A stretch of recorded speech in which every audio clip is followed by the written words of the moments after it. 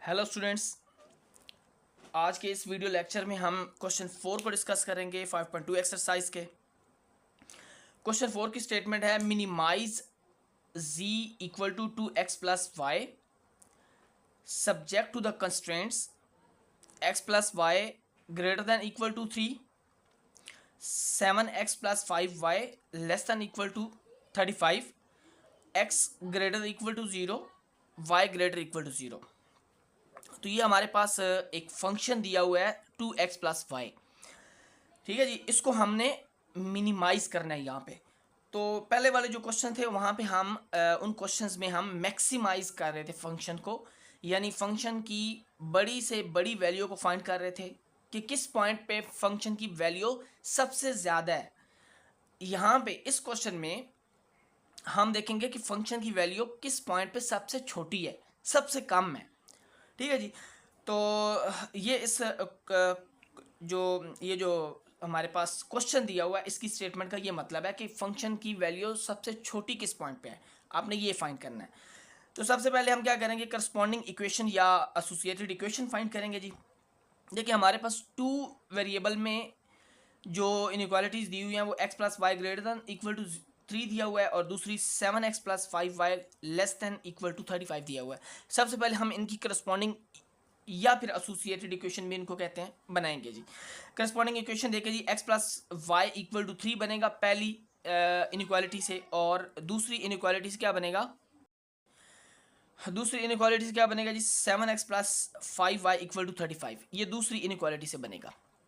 अच्छा, अब हमेशा की तरह हम क्या करेंगे, काफ़ी सारे वीडियो लेक्चर्स में हम ये डिस्कस कर चुके हैं, ये वाला प्रोसीजर जो अभी इस क्वेश्चन में भी हम करने लगे हैं कि इन दोनों इक्वेशंस के ग्राफ बनाने के लिए हमें दो दो पॉइंट्स चाहिए। ठीक है, वो दो दो पॉइंट्स कैसे निकालते हैं, देखिए जी इसमें हम पहली इक्वेशन के लिए लेते हैं जी, x को अज्यूम करते हैं 0, x को 0 अज्यूम करते हैं। तो आप देखें जी 0 प्लस वाई, यानी इस पहली इक्वेशन में आप x की जगह पे 0 पुट करते हैं और y की वैल्यू 3 आ जाती है। तो आपके पास पॉइंट आ जाता है 0,3, क्योंकि x 0 है y 3 है, तो इसलिए पॉइंट बन गया 0,3।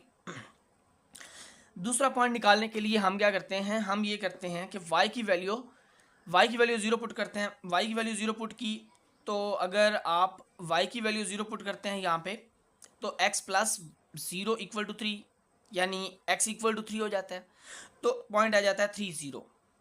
ठीक है जी। अच्छा, अब आ जाते हैं दूसरी के, तो दो पॉइंट्स हमने फाइंड कर लिए हैं जो ग्राफ बनाने के लिए ज़रूरी थे। ठीक है। अच्छा, दूसरी इक्वेशन के लिए देखते हैं जी, फॉर इक्वेशन 2, तो x को अज्यूम किया 0, जब 0 अज्यूम किया तो आप देखिए जी 7 into 0 plus 5y equal to 35 होगा। 7 इंटू 0 0 जाता है, तो 5y इक्वल टू 35 हमारे पास रह जाएगा। y निकालना है तो 5 जो है वो 35 को डिवाइड करेगा दूसरी साइड पे जाके, तो y की वैल्यू 7 रह जाएगी हमारे पास। पॉइंट हमारे पास आ जाएगा पहला 0,7, ये पहला पॉइंट हमने फाइंड कर लिया।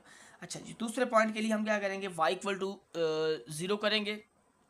y इक्वल टू 0 करते हैं तो क्या होता है, हमारे पास 7x plus 5 into 0 equal to 35, और 5 इंटू 0 करने से 0 आता है, वो लिखने की ज़रूरत नहीं है क्योंकि 0 किसी नंबर में ऐड करने से उस नंबर में कोई फ़र्क नहीं पड़ता।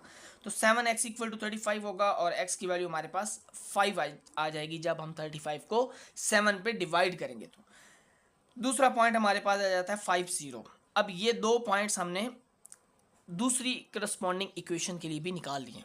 अब देखते हैं इसका ग्राफ जी। आप देख सकते हैं यहाँ पे हमने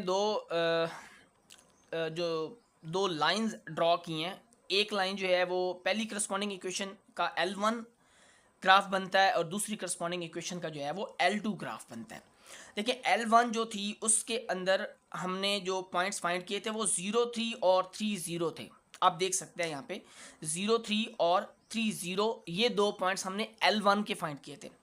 जब इन दोनों पॉइंट्स को हम मिलाते हैं, जो 0,3 है, ठीक है ना, इसमें y की वैल्यू 3 है, x की वैल्यू 0 है, तो ये y एक्सिस के ऊपर जहाँ पे y की वैल्यू 3 है वहाँ पे लाई करता है ये पॉइंट, और जो 30 है ये पॉइंट x की लाइन के ऊपर, x एक्सिस के ऊपर जहाँ पे x की वैल्यू 3 है वहाँ पे लाई करता है। तो इन दोनों को मिलाने से हमारे पास L1 लाइन आ जाती है, और जो दूसरी लाइन है L2, ये कैसे आती है, ये आती है जी जब हम जो दूसरी करस्पॉन्डिंग इक्वेशन हमारी थी उससे जो हमने 2 पॉइंट फाइंड किए 0.7 और 5.0, इन दोनों को हमने मीट किया है। ठीक है जी। 5.0 जो है वो एक्स एक्सिस के ऊपर है, ठीक है, क्योंकि 5 जो है वो एक्स की वैल्यू और वाई 0 की वैल्यू, तो आपको पता है एक्स एक्सिस के ऊपर वाई 0 होता है जबकि एक्स की वैल्यू जो है वो 0 नहीं होती। अच्छा, इसी तरह जो है वो वाई एक्सिस के ऊपर जो है वो एक्स 0 होता है लेकिन वाई की वैल्यू जो है वो 0 नहीं होती। तो 0.7 जो है वो वाई की वैल्यू 7 है और एक्स की वैल्यू यहाँ पे एक्स एक्सिस के ऊपर 5 है, 5.0 में। तो इन दोनों को जब आप मिलाते हैं तो आपके पास L2 लाइन आ जाती है। ये आप अच्छी तरह जानते हैं, पिछली जो है वीडियोस में हम ये काफ़ी अच्छे तरीके से जो है वो डिस्कस कर चुके हैं। ये बहुत ही नॉर्मल और आसान ये ग्राफ ड्रा करने वाला है। अच्छा, अब इन दोनों में देखें आप, ये L1 L2 कहीं पे भी इंटरसेक्ट नहीं कर रही, मीट नहीं कर रही ये दोनों लाइंस, ठीक है। तो पॉइंट ऑफ इंटरसेक्शन की तो ज़रूरत नहीं पड़ेगी। अच्छा, अब इसका मतलब है कि हम सोल्यूशन रीजन अब बताएंगे कि सोल्यूशन रीजन इन दोनों का क्या होगा, कंबाइंड फिजिबल सोल्यूशन रीजन।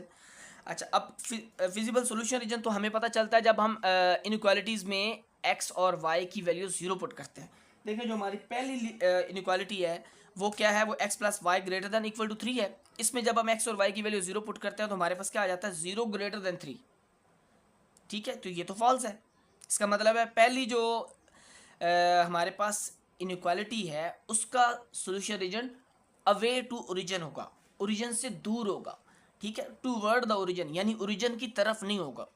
अच्छा, और दूसरी को देखें जी, 7x plus 5y less than equal to 35, इसमें 0 पुट करते हैं x और y तो हमारे पास आता है 0 लेस देन 35।